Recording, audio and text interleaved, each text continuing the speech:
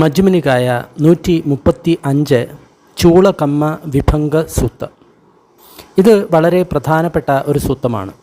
ഇതിൽ ഒരു ബ്രാഹ്മണ വിദ്യാർത്ഥി ഭഗവാനോട് ആൾക്കാർ ജനിക്കുന്ന സമയത്ത് എന്തുകൊണ്ടാണ് വ്യത്യാസം കാണുന്നത് എന്നതിനെപ്പറ്റി ചോദിക്കുന്നു.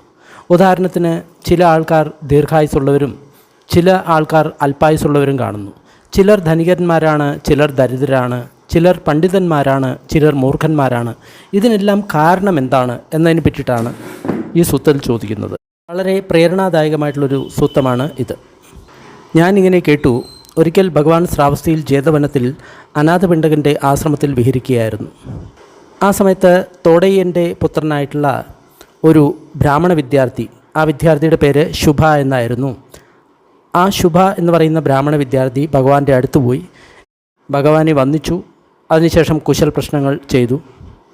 വന്ദനയും കുശല പ്രശ്നങ്ങൾക്കും ശേഷം ആ ശുഭ എന്ന് പറയുന്ന ബ്രാഹ്മണകുമാരൻ ഒരു ഭാഗത്ത് ഇരുന്നു. എന്നിട്ട് ഭഗവാനോട് ഇങ്ങനെ പറഞ്ഞു: ഗൗതമശാസ്ത്ര, എന്തുകൊണ്ടാണ് മനുഷ്യകുലത്തിൽ തന്നെ പിറന്ന ചില വ്യക്തികൾ ഉത്തമന്മാരായിട്ടും ഹീനരായിട്ടും മാറുന്നത്? അതിൻ്റെ ഹേതു എന്താണ്? അതിൻ്റെ കാരണം എന്താണ്? അതുപോലെ തന്നെ ഗൗതമശാസ്ത്ര, ചില വ്യക്തികൾ ദീർഘായുസ്സായിട്ട് ജീവിക്കുന്നു, ചിലരുടെ ആയുസ് വളരെ ചെറുതാണ്. ചിലർ രോഗികളായിട്ടാണ് ജീവിക്കുന്നത്, ചിലർ ആരോഗ്യത്തോടു കൂടി ജീവിക്കുന്നു. ചിലർ വിരൂപരായിരിക്കും, ചിലർ സുന്ദരരായിരിക്കും. ചിലരെ ആരും അറിയുന്നില്ല, എന്നാൽ മറ്റു ചിലർ പ്രസിദ്ധരാണ്. ചിലർ പാവപ്പെട്ടവരാണ്, ചിലർ ധനികന്മാരാണ്. ചില ആൾക്കാർ താഴെയുള്ള കുലത്തിൽ ജനിക്കുന്നവരാണ്, എന്നാൽ ചിലർ ഉച്ചകുലത്തിൽ ജനിക്കുന്നവരാണ്. ചിലർ മൂർഖന്മാരാണ്, എന്നാൽ ചിലർ പണ്ഡിതന്മാരാണ്. ഗൗതമശാസ്ത്ര, മനുഷ്യന്മാരിൽ തന്നെ ചിലർ ഹീനരായിട്ടും ചിലർ ഉത്തമരായിട്ടും ജനിക്കുന്നതിൻ്റെ ഹേതു എന്താണ്? എന്താണ് അതിൻ്റെ കാരണം? അപ്പോൾ ഭഗവാൻ പറഞ്ഞു: കമ്മസഖ മാനവ സത്ത കമ്മദായാത കമ്മയോനി കമ്മബന്ധു കമ്മപ്പടിസരണ. മാനവ, പ്രാണികൾ കർമ്മസഖ, കർമ്മത്തിൻ്റെ തന്നെ ഉടമകളാണ് പ്രാണികൾ. കമ്മദായാത, കർമ്മത്തിൻ്റെ അവകാശികളാണ് പ്രാണികൾ. കമ്മയോനി, കർമ്മത്തിനനുസരിച്ച് ജന്മം ലഭിക്കുന്നവരാണ് പ്രാണികൾ. കമ്മബന്ധു, പ്രാണികളുടെ ബന്ധുക്കൾ എന്ന് പറയുന്നത് സ്വയം ചെയ്യുന്ന കർമ്മം തന്നെയാണ്. കമ്മ പടിസരണ, മറ്റൊരു ശരണവും ആശ്രയവുമില്ല, സ്വന്തം കർമ്മം തന്നെയാണ് പ്രാണികൾക്ക് ആശ്രയം. കർമ്മം തന്നെയാണ് ഈ പ്രാണികളെ വിഭജിക്കുന്നത്. ഹീനരായിട്ടും ഉത്തമരായിട്ടും വിഭജിക്കുന്നത് ഈ കർമ്മങ്ങൾ തന്നെയാണ്. അപ്പോൾ ശുഭ എന്ന് പറയുന്ന ബ്രാഹ്മണ വിദ്യാർത്ഥി ഭഗവാനോട് പറഞ്ഞു: ബന്ദേ, താങ്കൾ പറഞ്ഞിട്ടുള്ള ഈ ഉപദേശം വളരെ ചുരുങ്ങിയിട്ടുള്ളതാണ്, അതിനെ വിസ്തരിച്ച് പറഞ്ഞിട്ടില്ല. അതിനാൽ ഗൗതമശാസ്ത്ര, ഈ കാര്യത്തെപ്പറ്റി എനിക്ക് വിസ്തരിച്ച് പറഞ്ഞു തന്നു കഴിഞ്ഞാലും അപ്പോൾ എനിക്ക് അതിൻ്റെ അർത്ഥത്തെ മനസ്സിലാക്കാൻ സാധിക്കും. അപ്പോൾ ഭഗവാൻ പറഞ്ഞു: എങ്കിൽ മാനവ, ശ്രദ്ധയോടുകൂടി കേൾക്കുക, ഞാൻ പറയാം. ശരി ബന്ദേ എന്ന് ശുഭ എന്ന് പറയുന്ന ബ്രാഹ്മണ വിദ്യാർത്ഥി ഉത്തരം കൊടുത്തു. ഭഗവാൻ ഇപ്രകാരം പറഞ്ഞു: മാനവ, ചില സ്ത്രീകൾ അല്ലെങ്കിൽ ചില പുരുഷന്മാർ, ആ പുരുഷന്മാരും സ്ത്രീകളും പ്രാണികളെ കൊല്ലുന്നവരാണ്. ഇവിടെ പ്രാണികൾ എന്ന് പറയുന്ന സമയത്ത് എല്ലാ ജീവികളും ഉൾപ്പെടും. കോഴികളും ആടുകളും മാടുകളും മത്സ്യങ്ങളും എല്ലാം തന്നെ ഉൾപ്പെടും. അവർ പ്രാണികളെ കൊല്ലുന്നവരാണ്. അവർ വളരെ ദുഷ്ടരായിട്ടുള്ള വ്യക്തികളാണ്. അവരുടെ കൈകളിൽ രക്തം പുരണ്ടിട്ടുണ്ട്. അവർ ദയയില്ലാതെ കൊല്ല ചെയ്യുന്ന വ്യക്തികളാണ്.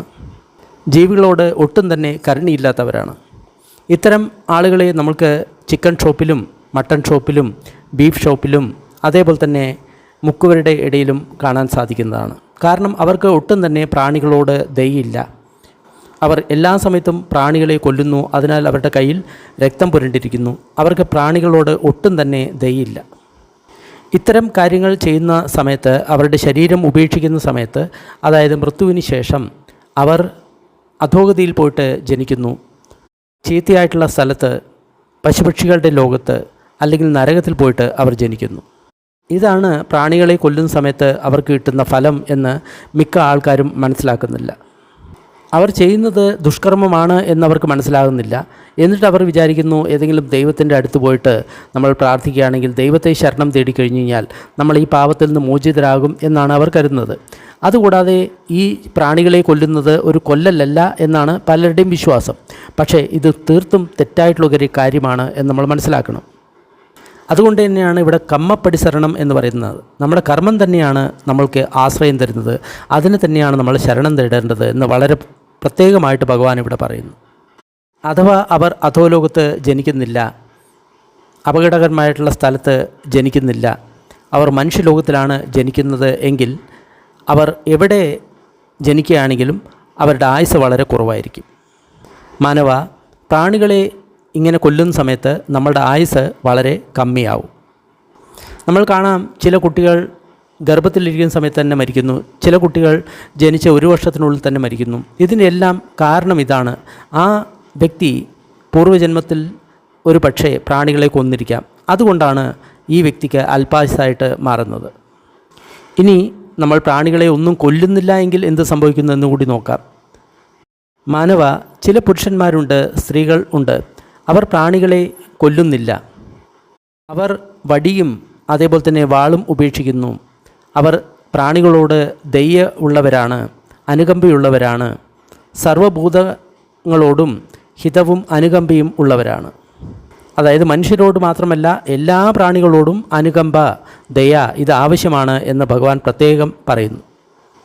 ഇത്തരം കർമ്മങ്ങൾ ചെയ്യുന്നതുകൊണ്ട് അവരുടെ ശരീരം ഉപേക്ഷിക്കുന്ന സമയത്ത് മരണശേഷം അവർ നല്ല സ്ഥലത്ത് അല്ലെങ്കിൽ സ്വർഗത്തിൽ പോയിട്ടാണ് അവർ ജനിക്കുക. അഥവാ അവർ സ്വർഗ്ഗലോകത്ത് ജനിക്കുന്നില്ല, മനുഷ്യലോകത്തിലാണ് അവർ ജനിക്കുന്നത് എങ്കിൽ അവർ എവിടെ ജന്മം എടുത്തു കഴിഞ്ഞാലും അവരുടെ ആയുസ് വളരെ കൂടുതലായിരിക്കും. ഇത് മനുഷ്യന് മാത്രമല്ല എല്ലാ ജീവികൾക്കും ബാധകമാണ്. എന്തെന്നാൽ പ്രാണികളെ കൊല്ലുന്നില്ല എങ്കിൽ ആ കാര്യം നമ്മുടെ ആയുസ്സിനെ കൂട്ടുന്നതാണ്. ഈ കാര്യം പ്രത്യേകം ശ്രദ്ധിക്കണം. നമ്മൾ ഏതെങ്കിലും ഒരു പ്രാണിയെ, അത് മീനിനെ ആയിക്കോട്ടെ, കോഴിയെ ആയിക്കോട്ടെ, ആടിനെ ആയിക്കോട്ടെ, മാടിനെ ആയിട്ടെ നമ്മൾ കൊല്ലുകയാണെങ്കിൽ അതിൻ്റെ ആയുസ് പൂർത്തിയാക്കുന്നതിന് മുൻപായിട്ടാണ് നമ്മളതിനെ കൊല്ലുന്നത്. അങ്ങനെ കൊല്ലുന്ന സമയത്ത് അതിൻ്റെ കർമ്മത്തിൻ്റെ ഫലമായിട്ട് നമ്മളുടെ ആയുസ്സും ചുരുക്കപ്പെടും എന്നുള്ള കാര്യം നമ്മൾ ഓരോ വ്യക്തിയും മനസ്സിലാക്കേണ്ടതുണ്ട്. മാനവ, ചില പുരുഷന്മാരും സ്ത്രീകളും സാധാരണയായിട്ട് പ്രാണികളെ അവരുടെ കൈമുഷ്ടികൾ കൊണ്ടോ അല്ലെങ്കിൽ കല്ലുകൾ കൊണ്ടോ വടി കൊണ്ടോ അല്ലെങ്കിൽ ആയുധങ്ങൾ കൊണ്ടോ അവരെ എപ്പോഴും ദ്രോഹിക്കാറുണ്ട്. അത്തരം കാര്യങ്ങൾ ചെയ്യുന്നതുകൊണ്ട് അവർ മരണശേഷം ദുർഗതി, അധോഗതി അല്ലെങ്കിൽ പശുപക്ഷികളുടെ ലോകം അല്ലെങ്കിൽ നരകത്തിൽ ആയിരിക്കും അവർ ജനിക്കുന്നത്. എന്നാൽ അവിടെ ജനിച്ചിട്ടില്ല, അവർ മനുഷ്യകുലത്തിൽ തന്നെയാണ് ജനിക്കുന്നത് എങ്കിൽ അവർ എല്ലാ സമയത്തും രോഗികൾ ആയിരിക്കും. അപ്പോൾ പ്രാണികളെ കൈമുഷ്ടികൾ കൊണ്ടും കല്ലുകൾ കൊണ്ടും വടി കൊണ്ടും ആയുധങ്ങൾ കൊണ്ടും ഉപദ്രവിക്കുകയാണെങ്കിൽ നമ്മൾ സദാ രോഗിയായിട്ട് മാറും, അല്ലെങ്കിൽ നരകത്തിൽ പോകുന്നതാണ്. എന്നാൽ മാനവ, ചില പുരുഷന്മാരുണ്ട്, സ്ത്രീകളുണ്ട്, അവർ ഒരിക്കലും പ്രാണികളെ ദ്രോഹിക്കുന്നില്ല. കൈമുഷ്ടികൾ കൊണ്ടോ പാറക്കഷ്ണം കൊണ്ടോ വടി കൊണ്ടോ ആയുധങ്ങൾ കൊണ്ടോ ആ വ്യക്തികൾ പ്രാണികളെ ദ്രോഹിക്കുന്നില്ല.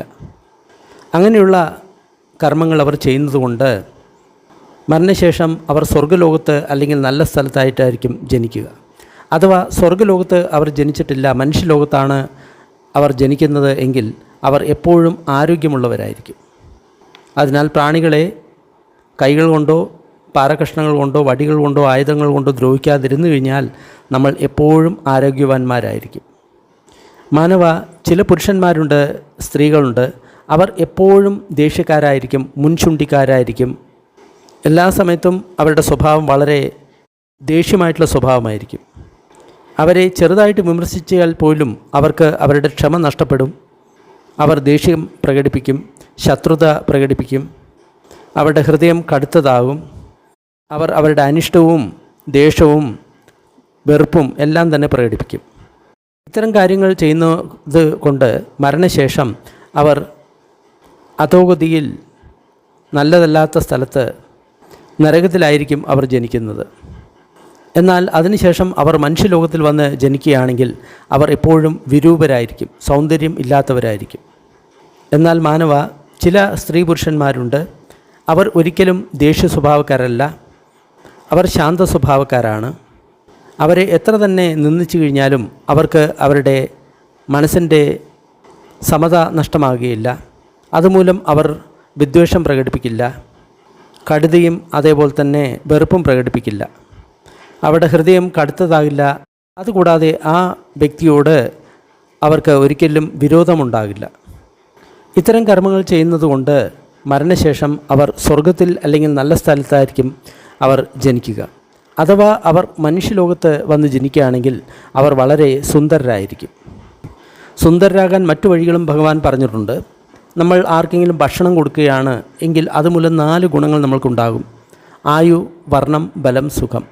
വർണ്ണം, അവിടെ സുന്ദരത നമ്മൾക്ക് തീർച്ചയായിട്ടും ഉണ്ടാകും. കാരണം നമ്മൾ ഭക്ഷണം കൊടുക്കുന്ന സമയത്ത് മറ്റു പ്രാണികൾക്ക് സൗന്ദര്യമുണ്ടാകും, അതുമൂലം നമ്മൾക്കും സൗന്ദര്യമുണ്ടാകും. അതേപോലെ തന്നെ എല്ലാ പ്രാണികളോടും മൈത്രി ഭാവന നമ്മൾ അഭ്യസിക്കുകയാണെങ്കിൽ ആ സമയത്തും നമ്മൾക്ക് ഈ 4 കാര്യങ്ങൾ ലഭിക്കും: ആയു, വർണ്ണം, ബലം, സുഖം.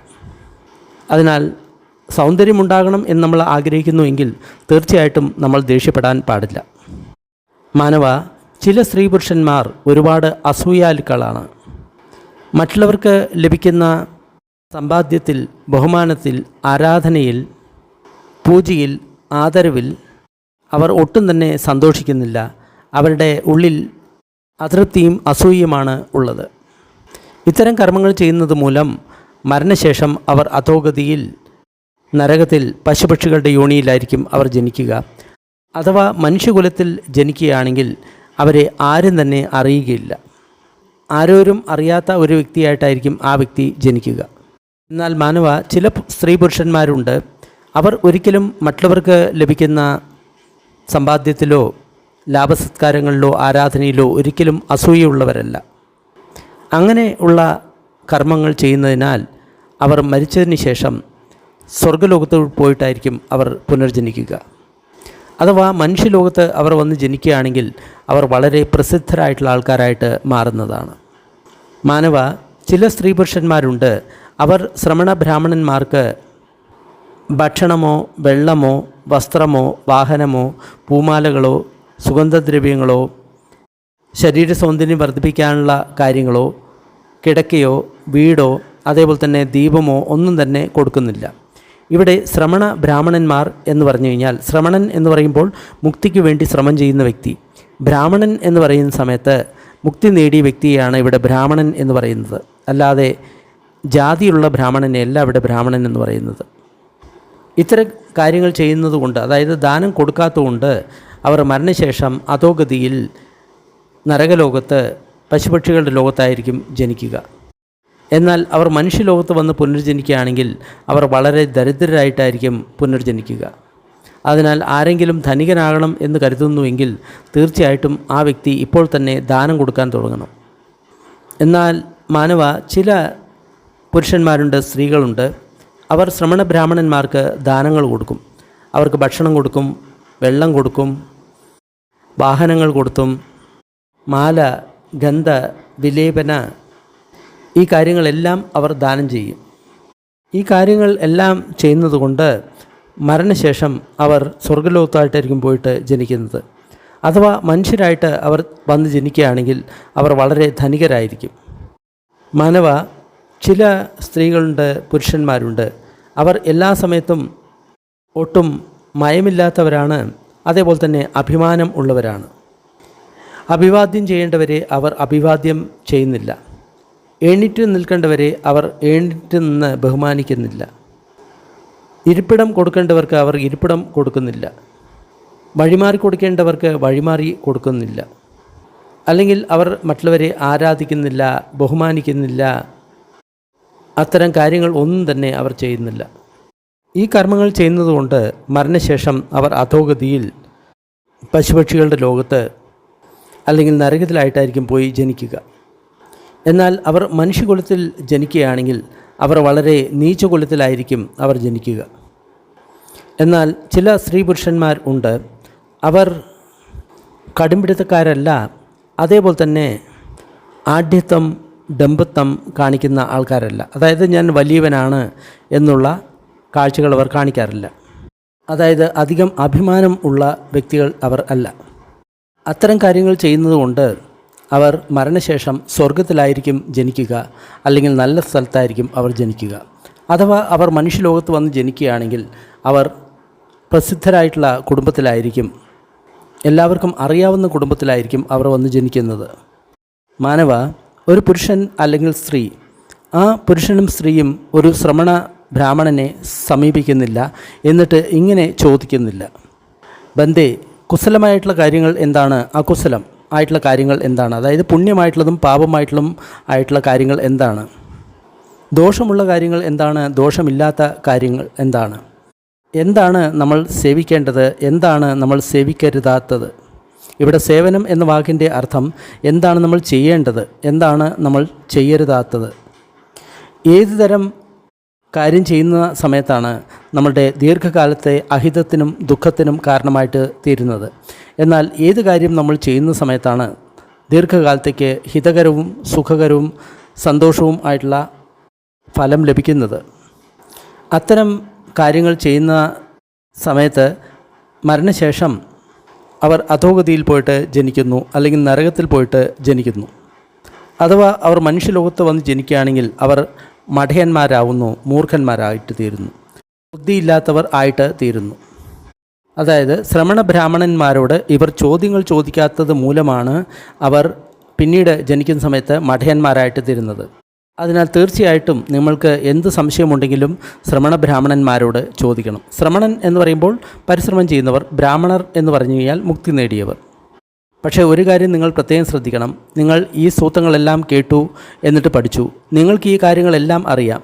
ഇനി ഒരു ശ്രമണനെയോ ബ്രാഹ്മണനെയോ അല്ലെങ്കിൽ മറ്റേതെങ്കിലും ഭിക്ഷുവിനെ ടെസ്റ്റ് ചെയ്യാൻ വേണ്ടിയിട്ട് അവർക്ക് എത്ര അറിവുണ്ട് എന്നറിയാൻ വേണ്ടിയിട്ട് നിങ്ങൾ ചോദ്യം ചോദിക്കുകയാണെങ്കിൽ അത് ശരിയായിട്ടുള്ള കാര്യമല്ല, അത് ദോഷകരമായിട്ടുള്ള കാര്യമാണ് എന്നുള്ള കാര്യം കൂടി നമ്മൾ മനസ്സിലാക്കണം. അതുകൊണ്ടാണ് ബന്ദേ വിമലാനസി വീണ്ടും വീണ്ടും പറയുന്നത്. അദ്ദേഹത്തിൻ്റെ ടീച്ചർ അദ്ദേഹത്തോട് പറയുന്നുണ്ടായിരുന്നു. കാരണം ബന്ദേ വിമലാനസി അദ്ദേഹം തൻ്റെ ഗുരുക്കന്മാരോട് ഒരുപാട് ചോദ്യങ്ങൾ ചോദിക്കുമായിരുന്നു. എപ്പോൾ നോക്കിയാലും അദ്ദേഹത്തിന് സംശയം തന്നെയാണ്. അതിനാൽ തൻ്റെ ഗുരുക്കന്മാരുടെ എല്ലാ സമയത്തും സംശയങ്ങൾ ചോദിക്കുമായിരുന്നു. അതിനാൽ അദ്ദേഹത്തിൻ്റെ ഗുരു അദ്ദേഹത്തോട് പറയുമായിരുന്നു, അടുത്ത ജന്മത്തിൽ തീർച്ചയായിട്ടും ലോകത്തിലെ ഏറ്റവും ബുദ്ധിമാനായിട്ടുള്ള വ്യക്തിയായിട്ടായിരിക്കും അദ്ദേഹം ജനിക്കുന്നത് എന്നാണ് പറയുന്നത്. എന്നാൽ ചില സ്ത്രീ പുരുഷന്മാരുണ്ട്, അവർ ഒരു ശ്രമണ ബ്രാഹ്മണൻ്റെ അടുത്ത് പോയിട്ട് അവർ ഇങ്ങനെ ചോദിക്കും, ബന്ദേ എന്താണ് കുശലം, എന്താണ് അകുശലം, അതായത് പുണ്യം എന്താണ്, പാപം എന്താണ് എന്നതിനെപ്പറ്റി ചോദിക്കും. എന്താണ് ദോഷമുള്ളത്, എന്താണ് ദോഷമില്ലാത്തത്, എന്തൊന്ന് നമ്മൾ സേവിക്കണം, എന്തൊന്ന് നമ്മൾ സേവിക്കരുത്, അതായത് ഏതൊരു കാര്യം നമ്മൾ ചെയ്യണം, ഏതൊന്ന് ചെയ്യരുത്. ഏതൊരു കാര്യം ചെയ്തു കഴിഞ്ഞാൽ അത് എൻ്റെ ദീർഘകാലത്തെ അഹിതത്തിനും ദുഃഖത്തിനും കാരണമായിട്ട് തീരും. ഏതൊരു കാര്യം ചെയ്തു കഴിഞ്ഞാൽ ദീർഘകാലത്തേക്ക് എൻ്റെ ഹിതത്തിനും സുഖത്തിനും കാരണമായിട്ട് തീരും.